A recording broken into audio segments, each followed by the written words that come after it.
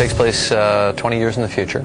Post-apocalyptic, post-pulse world. All you do have is your clothes on your back and the food in the refrigerator that's going stale because the power's been cut off. One of the challenges was, of course, to say, we can do this and make it look real.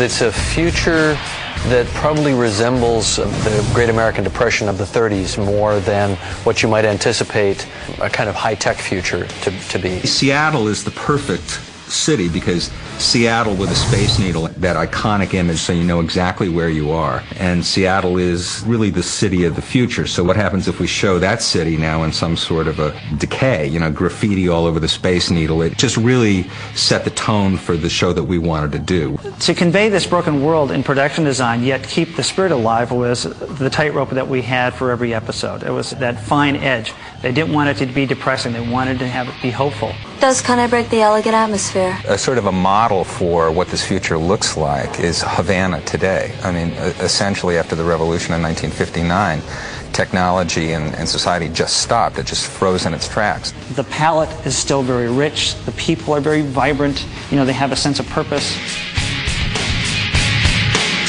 We actually ended up making a sound fiscal decision about shooting the show in Canada, but for creative reasons, because Vancouver just doubled beautifully for Seattle.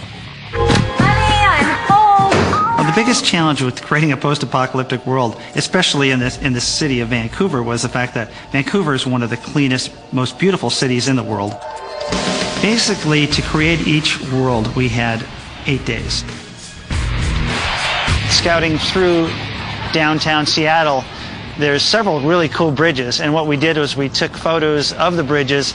And the cool thing about doing a motion picture set is the fact that we get to take the best elements out of everything we see, and then we come up with our own hybrid.